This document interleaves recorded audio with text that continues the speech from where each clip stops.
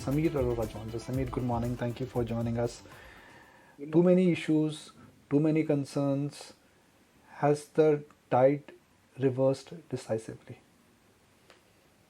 The first thing is if you look at it on a year-to-date basis, which is when all these problems seem to have started, whether it's the interest rate hike, expectations in US, or the Ukraine issue, or any other issue, the market cumulatively is down 1% on Nifty, cumulatively. And it's down 5% on mid-cap index, which means at a market level, if you say, no, I'm not looking at this stock, I'm looking at that stock, the market is down some 3%. So now again, ask me the question with this backdrop. That's the market and that's the Nifty. It's a great point that No, maybe, it's not. That's maybe what. No, no, Nifty is no, masking no, the no, sell-off. no. First of all, I didn't say Nifty. Therefore, I knew you will say on Nifty 1%. That's why I said mid cap is down 5%. And if you say no, not that, overall market, which would be some 50, 60% Nifty and maybe 30% mid cap, which would be considered, let's say, the 500 index or something, it will be somewhere in between. So it's down 2.5, 3%.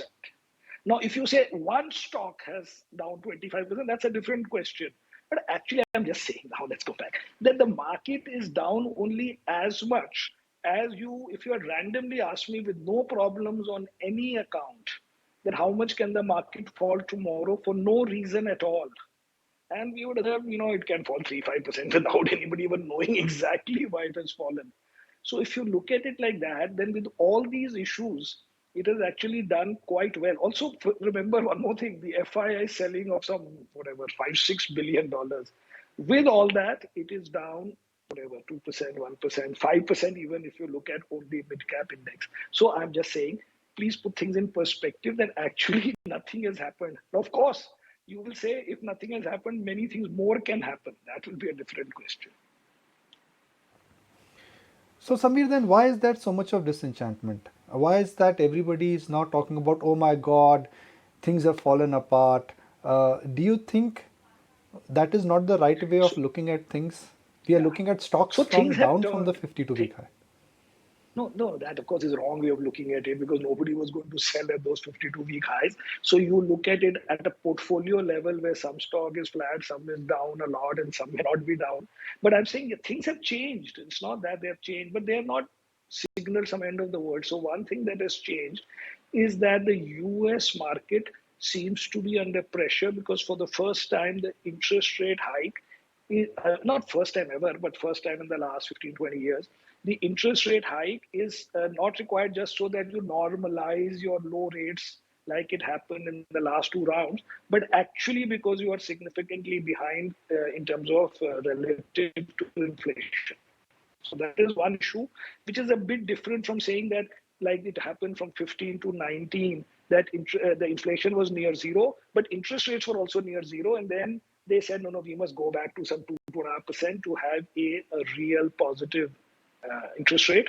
And secondly, because if you don't bring it back now when everything is okay, then you will never have room, firepower for some next time if there's a crisis, which actually did come because of COVID. So that is one reason why we say that the US market is under a bit of headwinds or strong headwinds. And then came this Ukraine issue, which, the two main parties involved, Ukraine and Russia, say we are not having a war, but US believes. And I would have said that, this is some game, but now even the Indian government is saying that please bring everybody back or everybody should come back or whatever. So which means that there is some issue somewhere. And so this issue has to be resolved or we have to cross this event. But other than that, India was actually doing well on a relative basis. But if US does little badly or near zero or -10, then India can't be +20. So that's why we say India will be okay. Maybe the return will be 10, 15% till the rest of the world is in normal shape. But it's not the end of the world, according to me, in any way. So Samir, if the India story is so strong and we can mathematically talk about it, whether it is earnings cycle, the bent of the economy, COVID normalization, if the India story is perhaps one of the better stories in the world, why are FIs selling? Is it more compulsive Yeah. in nature?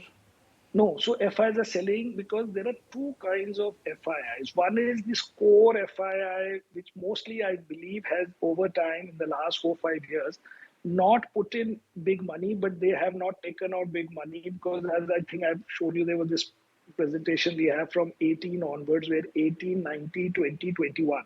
In all the 4 years, the flows into India, sometimes they were very less, like last year was only some 4 billion. But during that time, Korea and Taiwan had some $30 billion of redemptions or something. Similarly, that happened in in 18. So that is one part, but there must be a small part of the market which is relating to thumb rule, or you can say a quant model or something which says higher interest rates in US mean ABC to emerging markets, or maybe to India. But the third part is that whether we like it or not, on a big picture basis, because of the very poor performance of China in the last 2 years, totally valid reasons according to me, actually more money is going there, which I thought that the investors would say that China is uninvestable.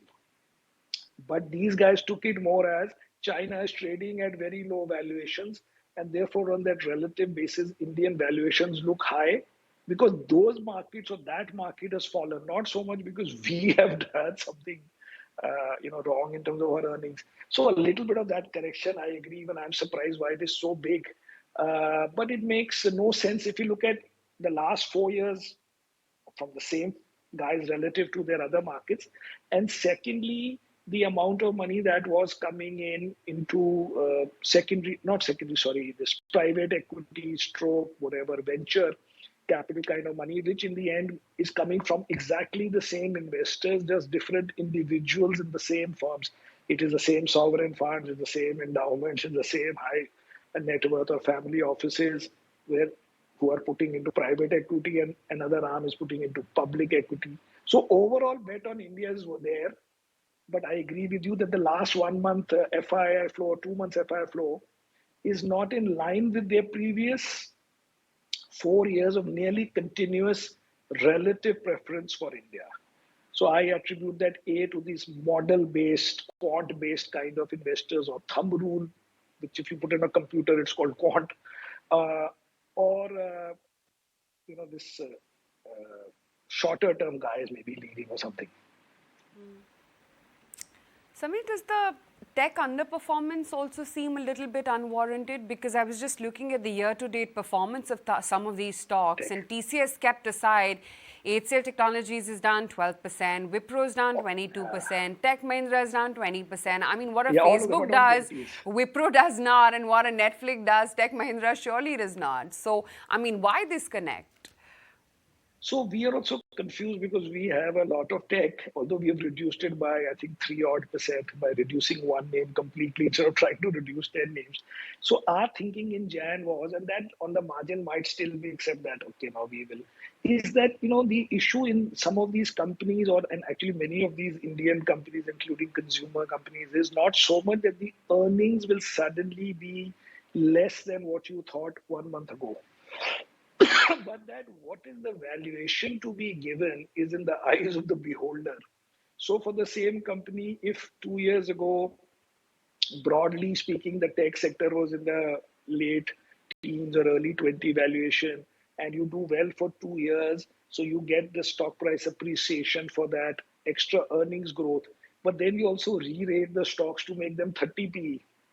Now, does anybody exactly know whether they should be 30p or 27p, or if it's a 35p, should it be 35 or 32? Nobody knows. So it's that kind of adjustment that is happening for stocks that got re-rated over and above the growth that you got from the earnings itself. So some of that you can see. For example, in the US, from pre-COVID times, not from the peak, from say Feb 2020, Zoom has underperformed the hotel stocks, which I think is mind boggling, because we are not talking from some peak of Zoom. We are talking from the time when you had not really discovered Zoom in that sense, to the hotel stocks, or like Warren Buffett has outperformed ARK, Cathy Wood stocks. So some of that is happening there, and therefore everybody on the margin is reducing some of these outperformers, I think. Quite bizarre. I guess only in retrospect we'll understand why the tech Yes, stocks have all these things underperformed. can be explained. All these things can be explained in retrospect very well. And we have many fund managers in India who can explain the history of the last 20 years very well. But only True. in hindsight. But only in hindsight. Always the case. Samir, have you bought anything or added positions anywhere in the last month and a half? Yes, yes, yes, we have. We have added three names. In fact, two of them are relatively, not relatively, I mean, two of them are, you can say, new names. Because we are also on the margin, only on the margin. 5-7%, we are trying to buy, you can say, underperformers. Yes. So we have even bought ITC, by the way. The logic being that our expectations from the market are very mute, say 10-15%.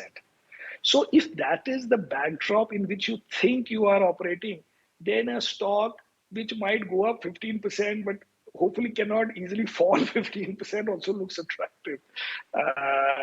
In some of these higher growth that we normally buy, you need a little bit of the sort of, you can say, momentum or whatever, because you are expecting, if you are expecting a very strong market, say 20%, which would be a strong market, or even higher sometimes we expect, then you don't want to buy stodgy stocks. But if you think that the market will only be a tough market and it'll be great if it can go up 10-15%, then any stock which can give that kind of a return with higher confidence also becomes attractive. So we bought three stocks. I just told you one because this one is always in the news and it has it very divided. So we put our hat in by saying we bought it. Yes.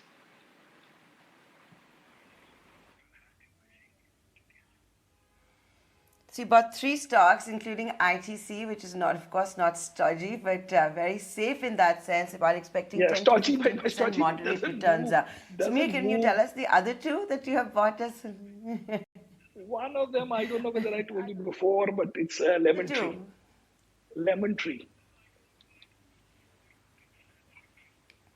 Okay. So the idea is that the hotel and all is having a very big opening trade. I mean, opening up or whatever. And it got a little bit punctured in January because of this Omicron. But if nothing else happens, the opening itself will be a strong. And again, if you look at the stock price, it looks like the price that was there, like in 19 or maybe even in 18 or whenever it went public. So it looks like an old price for a current situation. As I said, we were trying to buy the underperformance.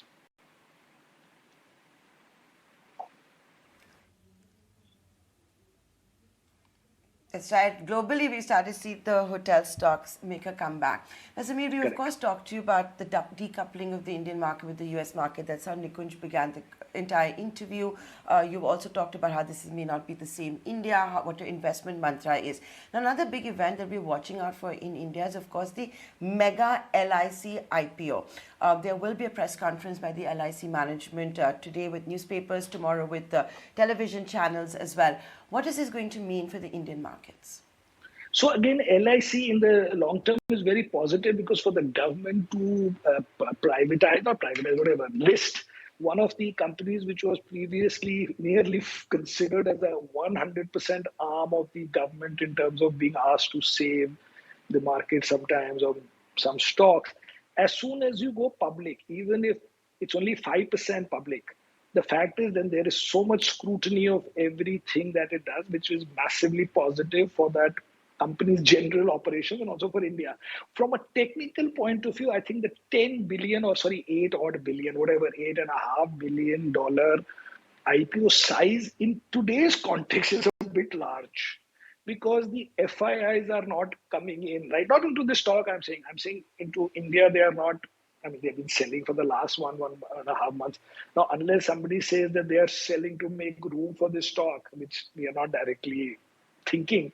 So if in current mood they are otherwise selling, then 8 billion over a 10-15 day or this month, which has otherwise been a bad month, or even the previous month, whatever I may say about the index, it's been generally a negative phase. So it's their bad luck that they are coming at a time which otherwise is tough for the, to go through this phase. But once it is over and if it lists little well, they should give some discount so that at least The retail guys make 10-15%. It should not open at par or below par. That will be a very negative this thing for the for future divestments and stuff like that. So I hope they give a good discount or don't care so much about how much they make on this 5% sale. Samir, this question I have personally debated a lot in my mind that large cap IT, the IT services companies, TCS, Wipro, Infosys, are they growth or are they value? Because there are IT companies which are available at P multiples of sub 20, they're doing buybacks and they're growing. So, this rotation trade which everybody is talking about, where does IT fit in? Because it is value plus growth. I think we can argue both ways. Yeah, we can. So therefore, the answer to this question is not to look at it as value or growth, according to me, but to look at it whether it has been a massive outperformer in the last 2 years versus being in line or below market. It is that rotation that is happening, I think, not so much growth value. Because we don't consider Lemon Tree as a value. I mean, in that sense, it's a growth stock. It's a play on middle class India and opening up of India and all that. So the point is, it doesn't matter. The way simply thumb rule wise would be that if in the last 2-3 years the earnings are up, say 20% per annum, but the stock is up 30% per annum, then that some of that might be given up or may have already been given back to the market. Samir, we spoke about the LIC IPO, but if I look at insurance in general, there is a lot of uncertainty. The COVID write-offs, what will happen to policy premium?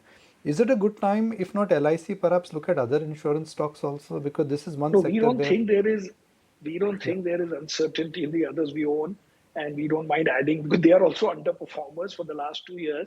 But at least we think we know why they are underperformers. They were outperformers for a long time before, which means that there is nothing wrong with the industry as such from a market acceptance point of view, but there were specific things. So if you look at the life companies, it's clear that there were so many COVID-related deaths or whatever, and those things would have gone up. Secondly, from the auto sector was a big slowdown, and say an ICICI Lombard is some 50% in auto, and then they bought that. What did they buy? Bharti or whatever they bought.